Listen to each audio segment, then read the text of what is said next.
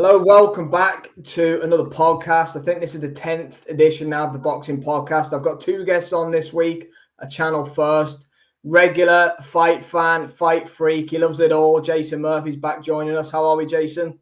I'm good, guys. How are we doing? Good. Yeah, good. Thank you. We've got a channel first. We've got Liam Tully joining us. How are we, Liam? Yeah, we're all good. Thanks for having me, mate. Looking forward to it.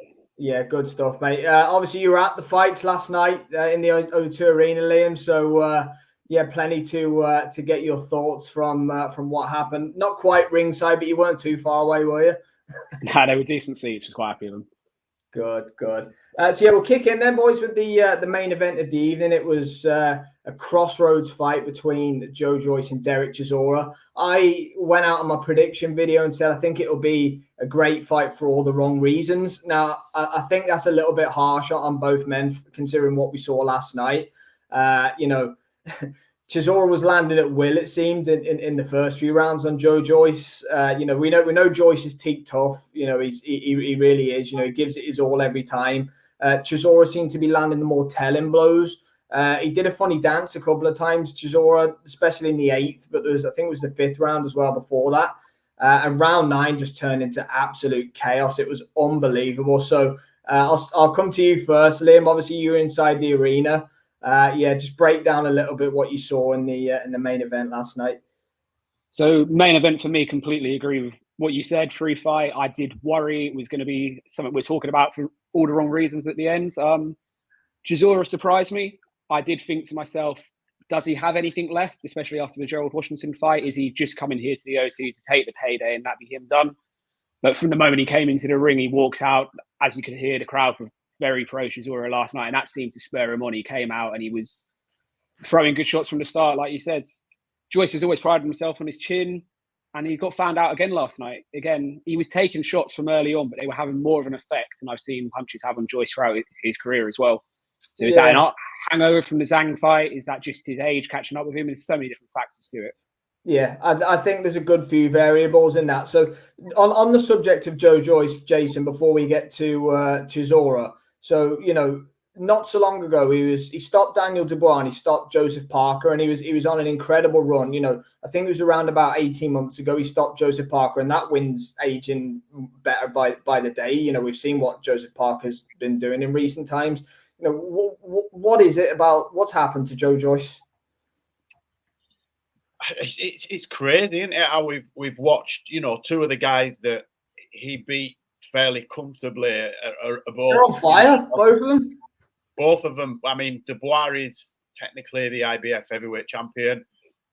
Parker is sort of being talked about in the top 5 in terms of the next in line for a massive fight or a world title shot.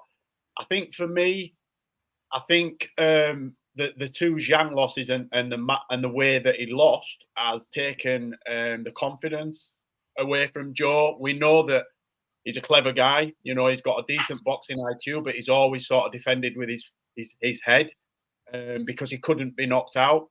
He's never been stopped. He's unstoppable, unknockoutable, if that's even a word. And I think Zhang, I know this sounds really cheesy and cliche, but I think he took his soul.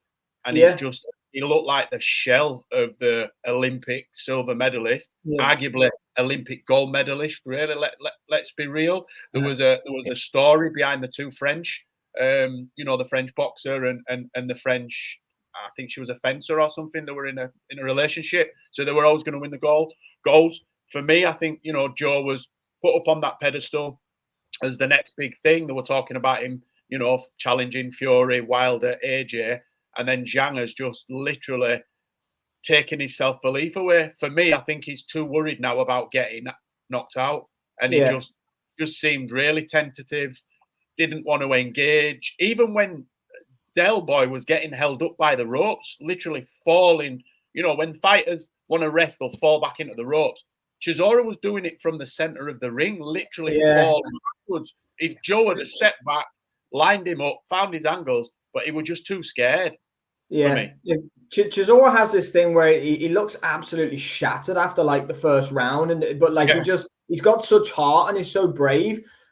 Just coming back onto Joyce, Liam, just something that that I personally thought myself that the Zhang style was all wrong for Joyce, and I was kind of basing what I thought would happen last night on, okay, look, he's lost twice to Zhang, but we know Zhang is, big lump, fast hands, probably the wrong kind of style for Joe Joyce. But then when you kind of losing to Derek Chisora, then you kind of go and, is that really true? Simon Jordan, I'm going to use his analogy that, made a few headlines recently about, once AJ gets cracked again, he's going to get the PTSD from the Andy Ruiz fight when he was stopped. Like you said, is Joe Joyce getting the PTSD from the Zhilei Zhang fight when he gets cracked now? That's kind of what it looked like last night. Yeah, and I agree with you. I think the point you made as well, I thought Zhang was all wrong for him stylistically as well, and it proved to be the case more so in the first fight because he was systematically broken down, busted his eye up, he was systematically broken down from early on. Last night, he was gun shy. He wasn't throwing his punches. It was quite clear watching him that he had a bit of self-confidence. He was lacking in self-belief. He was shots that he'd normally go and throw, positions he'd normally be in where he'd be letting his hands go. He just sort of stood there and froze. And Del Boy, if you're going to sit on Del Boy's chest, he's going to throw punches at you all day long. That was the kind of fight that he just wins. You winced every time Chisora won that. He was throwing that right hand from so far. I'm no boxer myself by all means, but you could just see they're about to come, and Joyce just could not get out the way at all. Look, everybody. No disrespect to Derek, he's very one-dimensional. Everybody knows what he's going to do. And if you allow him to sit within 2 feet of you and follow you around and don't at least move your head, to the left or the right, you're going to get caught by the over and right. You're just giving him what he wants. And every time he's lost and he's been handily outboxed, people have just stayed at range, blasted him with a jab, and then followed up with a combination and just stayed away from him or catch him coming in because he has his head down low, doesn't he, and sort of wins it over.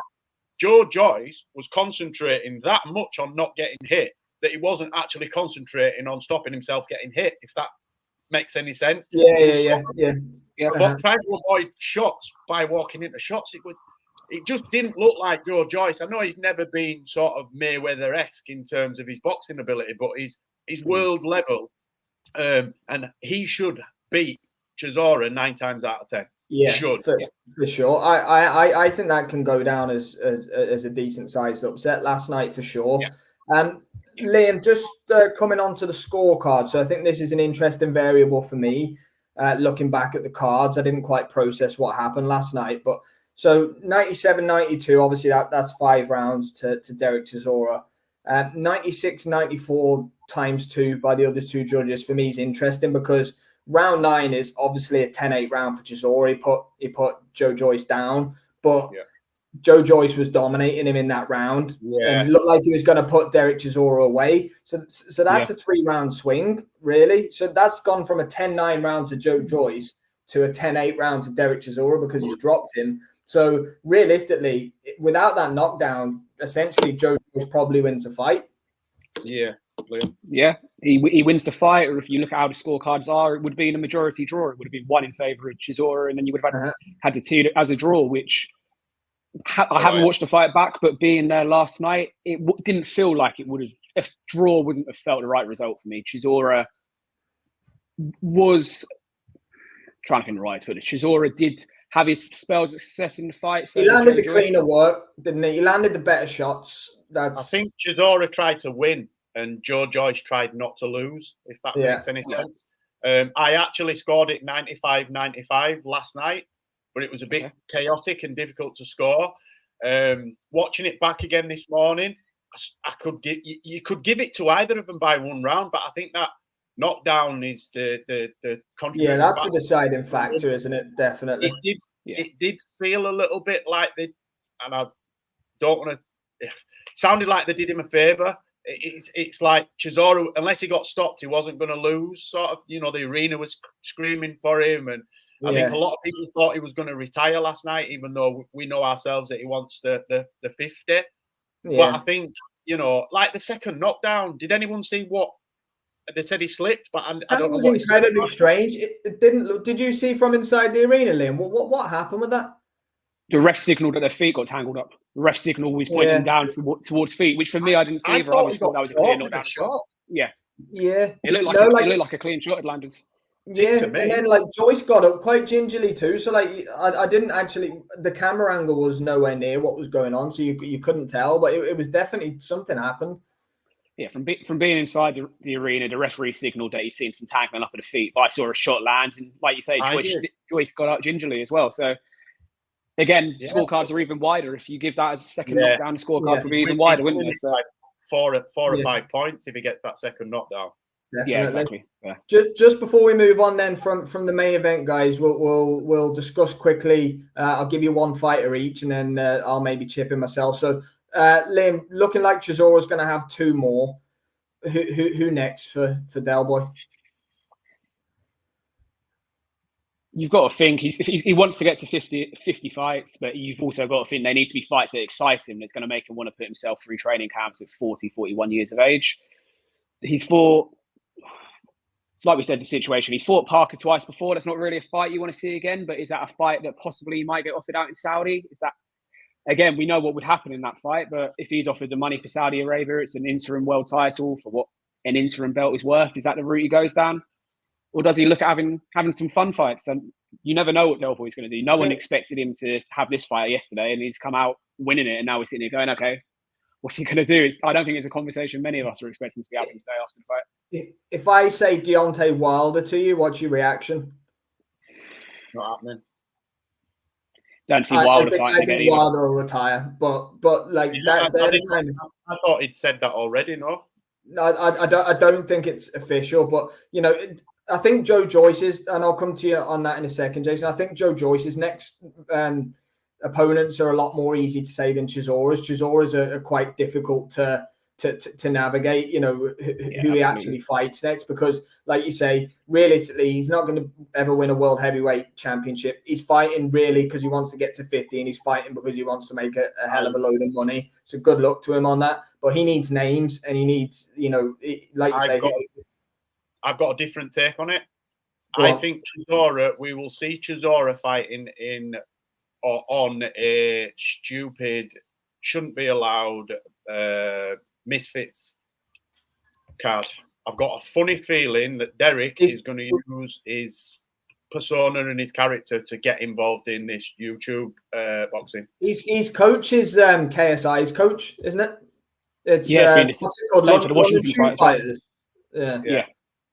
Yeah, he's been with them since the Washington fight last year, which I find interesting. Some heavyweight like Greg Hardy, or what about Jarrell Miller? Someone like that. Do you know what? Yeah, let's see how Miller looks this week against Ruiz. I don't mind the loser of Ruiz Miller, because that's a good Dillian was there last night. Said he wanted the winner. Yeah, I've no appetite for that. I'm just saying that's, you know, Dillian was adamant he wanted to fight the winner. He said that Chisora would win it unanimously. He did. He didn't make any great noise after. Because has he got, no one wants to see that fight. No one wants to see it, and there's no beef anymore. They're I also think, more to the point, why hasn't got his British license back yet? He's still suspended pending the investigation for last year. Yeah, that's right. It could land in Saudi or something, but his comeback fight was in Dublin on a Sunday night in a hotel. So he doesn't even have a British license at the moment. Which is correct. I think Derek's got a really good relationship with the Saudi mob, and he's sort of he's always over. He never fights there, but he's always there. He's sort of an unofficial spokesperson for him. He's sort of an immediate. I think Turkey will give him a big. He'll get his payday, and then did I hear him said he wants to fight in Zimbabwe for 50? Yeah, that's his country, isn't it? That's where he's born. Yeah, you know, good luck to Derek. I mean, fair play. Yeah, fair play. He's made a lot of money. He's had a lot of good fights. You know, he gets the crowd involved. I mean, I didn't expect that venue to be full last night. Liam, you'll tell me if I'm wrong. It did look fairly full. Yeah, bottom tier was completely sold out. Top tier was closed off, but bottom tier was completely sold out, which I wasn't expecting either. So, they've sold that well. They've sold that well. What were it, 7,000 tickets, 5,000 tickets, something like that?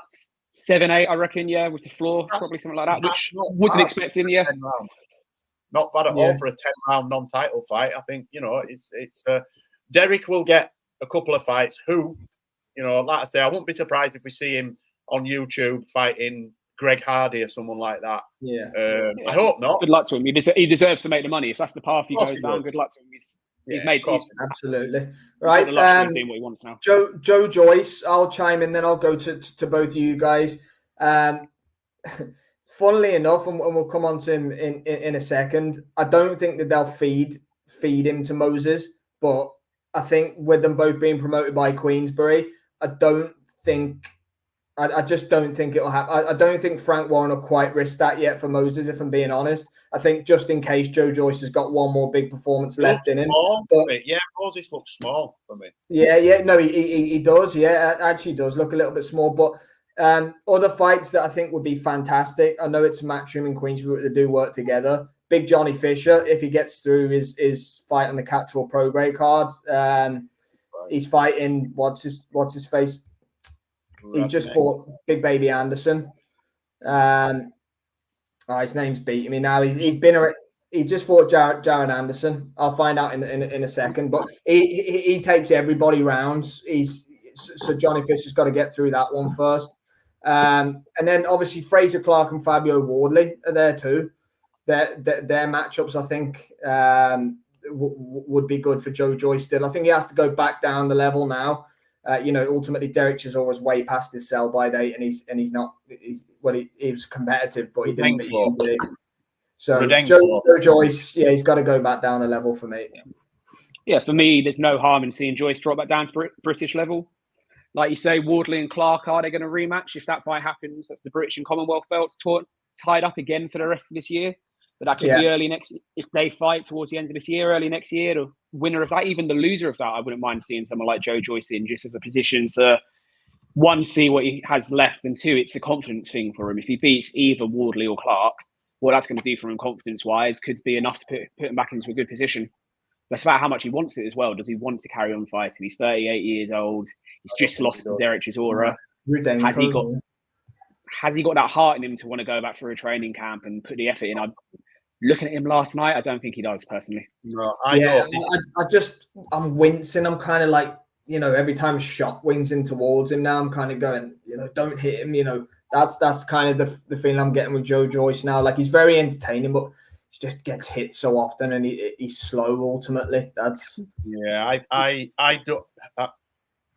don't think he'll fight. I don't think he's going to box again. I don't think his ego would let him drop down the levels to risk getting a domestic level fighter. Yeah. Well, good luck to both men. Anyway, it was a really, really entertaining fight. We'll cover a little bit more of the rest of the card now. Co-main event or chief support was Piranha Garner against Archie Sharp. It was a good fight. Obviously, you can say, Liam, from arena perspective, it just looked like the whole way through the fight that Garner's shots had more snap and they were cleaner.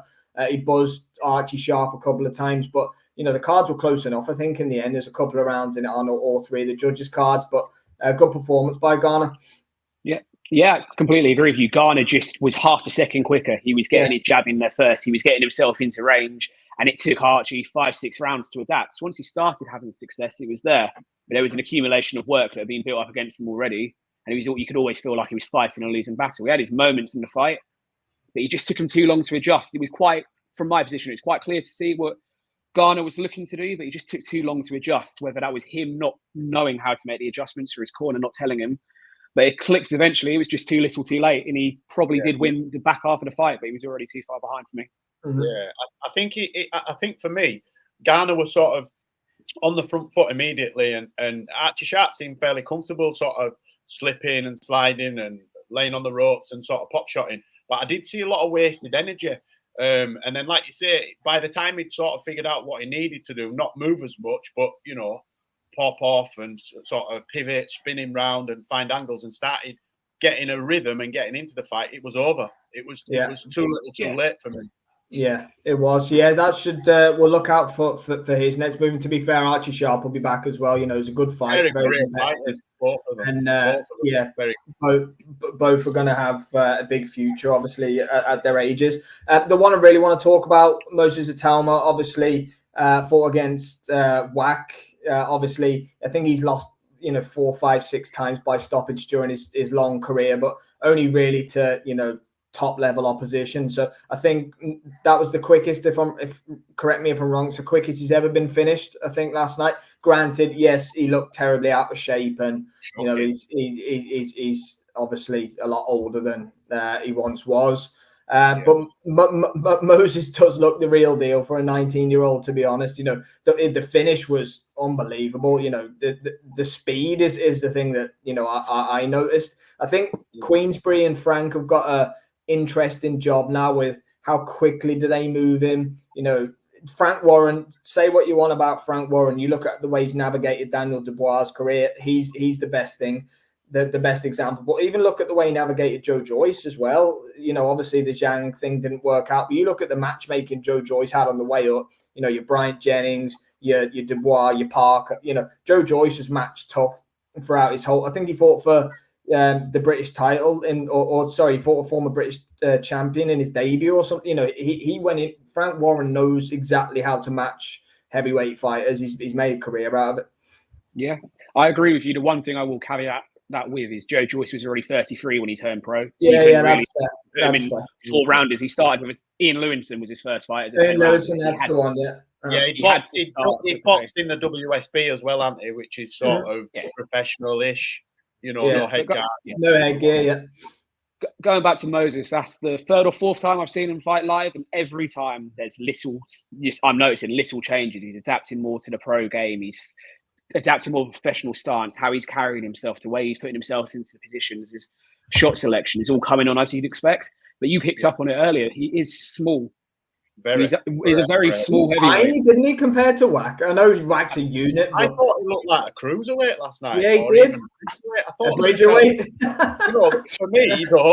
For me, the skill level that he's got and the size of him, I thought, would it not be better for him to sort of box at cruiserweight, clean up, get a couple of world titles, and then step up to heavyweight? Because if he goes in with a decent heavyweight that's fast, but 2 or 3 stone heavier than him, that's when we're going to see how if he's as good as what we think he is. Because at the minute he's not boxing anybody. I know Marius Vac has boxed at world level, but he didn't look like he trained at all for that last night. No. He was there to collect a paycheck, wasn't he? Yeah, he's 21 odd stone and just looks walking out. I know, the old cliche, you can only beat who's put in front of you, and Moses has improved fight by fight.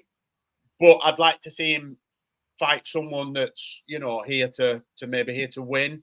Cash Ali or someone like that, or Steve Robinson. He needs a Johnny, similar to Johnny Fisher. He needs someone who's going to give him rounds. Johnny Fisher, the guy he's fighting is Rudenko. Obviously, that was that was who we're looking at. He needs somebody who's going to come in and give him 8-10 solid rounds. Moses does, and they're hard to find, obviously.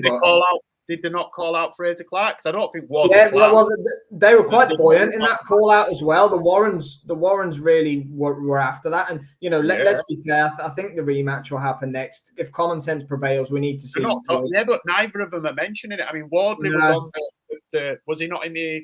Yeah, Wardley was on the punditry. Yeah, and I follow both of them on social media, and neither of them. It seems to have gone very cold. I don't know if negotiations have stalled or what, but if that fight doesn't happen next, then if he's as good as what you think he is, Frank, put him in with Fraser Clark. Yeah, you're talking about negotiations stalling when you're Fraser Clark and Fabio Wardley, and you have to go through that hell again. I'm not surprised they're asking for an absolute fortune. We'd all be the same because that was absolutely brutal. Show me the money. Absolutely. Yeah. Sorry, Liam, carry on. No, I was just going to say, I agree with you. The next step now for Moses is giving him an opponent that isn't just going to be a punch bag. That's going to ask him a couple of questions. That's what he needs rounds now. He needs rounds, and he needs an opponent that's actually going to throw shots back at him, because he's probably having harder spars than he's had any professional fight so far. Yeah, he didn't look at any point last night like he was going to lose that fight, or he was even in a fight. It was, that just like we say, turned up for a payday and was just a punching bag for a couple of. I said 3 rounds. I thought he'd go 3. And everybody thought I were crazy for saying that. They thought he were going to get tested, but he just blew through him. So I'd like to see him I don't want to see him overmatched, because I don't think that would do anything for the kid if they got him beat now at 19. And he's still a kid. That's the big thing. He's still a kid. Yeah, you look at Edgar Berlanga. He had all those first round KOs in a row, and then like when he started to get matched up a bit more, all of a sudden he lost the power kind of thing. Sometimes that can happen as well. So careful matchmaking is what makes the fighters, isn't it? At the end of the day. Just quickly wrapping it up, guys, on that card elsewhere. Good wins for Dennis McCann looked good. He righted the wrong of the Baluta fight. Raven Chapman, good win. I like that kid Brandon Lee. Obviously Queensbury don't work with too many American fighters. I watched that on the early YouTube prelim kind of thing. He looks like he might be a bit of a talent. So we'll keep an eye out for him. But before we wrap up, guys, I want to get your thoughts. There's a huge card coming this coming weekend. Riyadh season in LA. Me personally, I know we have Beterbiev against Bivol on the schedule. I know we have the rematch of Fury and Usyk. For me, this Crawford Madrimov fight, I've been watching this Israil Madrimov. I saw him in the Kabanov fight in the last fight on the AJ Ngannou card. I'm telling you, this kid is the real deal.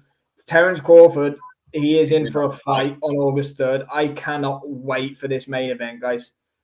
Yeah. I'm excited myself. Yeah, I mean, people don't know him. The casual fans don't know Madrimov, but I'm telling you now, I don't think he'll beat Crawford, but I think Crawford is in for a scrap. I mean, people have to remember as well, Terence Crawford started his career at 135 pounds. He's a decent sized 147, to be fair. He's grown into the weight like a lot of them do, but he's not a big 147. He's up 7 pounds again here against. Have you seen the size of Israil Madrimov in his training? He is a monster. He's going to have to boil down, and Crawford's going to have to put lead in his shorts to make one. And I think for me, that's 154. For me, that's the biggest question. Like you say, Madrimov is a unit. He's going to have to boil down, but how does Terence go about adding that weight from where he was Spence last year? I mean, we don't know what he walks around at away from fights, but how is he going to go about adding that weight? Is it going to have any effects on his speed and his footwork or anything like that? We're just not going to know until we get to the fight, which is what's intriguing to me. Crawford doesn't look like he's put a lot of muscle on. He just looks the same as he's always looked. Yeah, it does actually. Yeah, it's been interesting to see what he weighs on Friday. I think he'll weigh 153 and a bit. Yeah. Just under, I think. Yeah. I respect the life out of Crawford, though, because, you have to remember with Madrimov's past, if people don't know, he was Dimitri Bivol's chief sparring partner for the Canelo fight when Bivol, let's be fair, he took Canelo to school, didn't he? Dropped him off with his lunch and left him at the gates.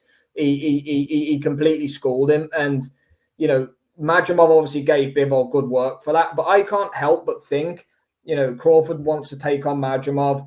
Is there he wants the Canelo fight. I could tell. Watched his interview on Ariel Helwani the other day. He's not interested in boots. He doesn't want the boots fight. He wants the Canelo fight. He wants it at 168. It doesn't do anything for him fighting boots. I don't think. No, it doesn't. And ultimately, that's the fight where he can be known as the best of the generation. He goes straight to number one if he beats Canelo, whereas if he beats Boots, Boots wasn't that good anyway. Canelo has the body of work already. Boots doesn't. That's the truth. Yeah, and it's about pound notes for Crawford at this stage of his career as well. Look at this. He's gone from a unification fight to this Riyadh season fight for 2 belts to potentially Canelo, although it was interesting reading a statement from Turkey yesterday saying that if Canelo is going to price himself out of this fight with the money he's wanted, which is what he's doing at the moment, he'll happily move on. He won't offer him the fight. It has to fit into what he wants. Turkey, which is interesting. It's good to know that he's not going to be held to ransom by a boxer with a...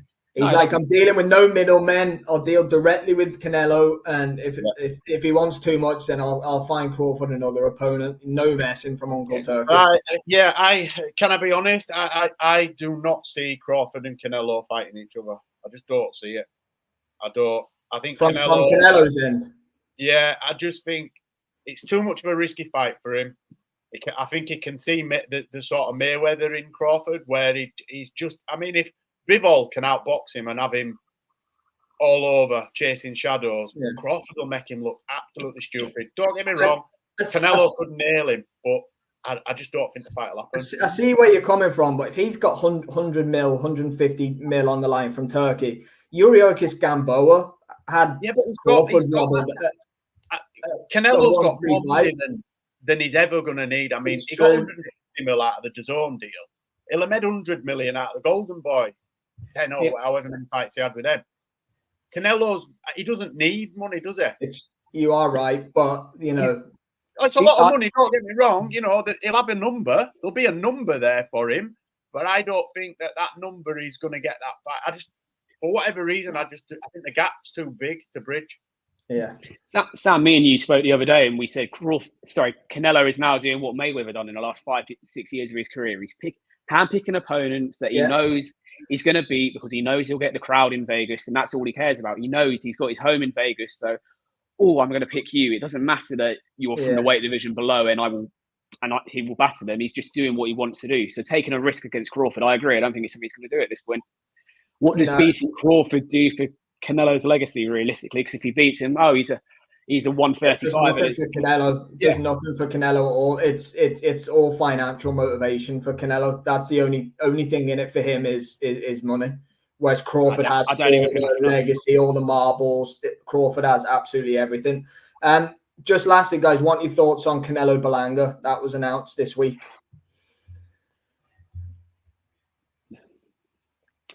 Enough said. Yeah, it's another hand-picked fight. Do we need to see it? No, Berlanga, as good of a fighter as he is, he's overmatched against Canelo for me at this stage. Oh, he'll get smashed to pieces for me. Yeah, I think so too. Clarissa Shields, any thoughts on that? Last night won the heavyweight women's championship.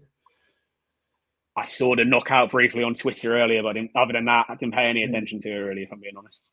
Yeah, it seemed to me like it was one of them gimmicky fights. It wasn't like an actual, I know it was Janice, I think her name was. She was the heavyweight champion, but it just felt like a bit of a gimmick fight. Clarissa had like 2 KOs in her career before, and she's punching like, a mule in there last night. I think that's just the level of opposition that you have in front of you. I think she's going to go back over and fight Savannah in MMA. I think that's where the money seems to be at.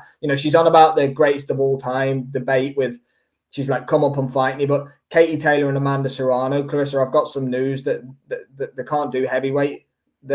Amanda Serrano's a career featherweight.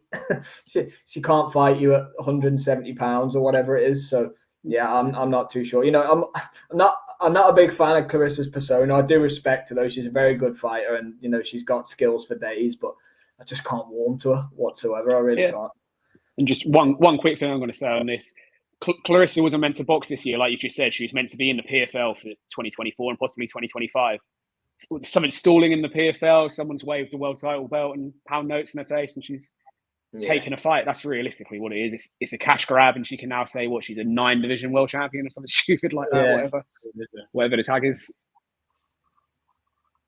Yeah, ultimately that's what it is, isn't it? Just trying to get a belt in another division. But that'll wrap it up, guys. Good solid half an hour there. So thanks very much for tuning in as always, guys. Liam, Jason, really appreciate it. We've got more action to come. We're going to do UFC 304 as well for any MMA fans. Please hit the subscribe button, guys. Just hit 400 today, so really appreciate that for everybody, and we'll keep it coming, and we'll catch you guys next time.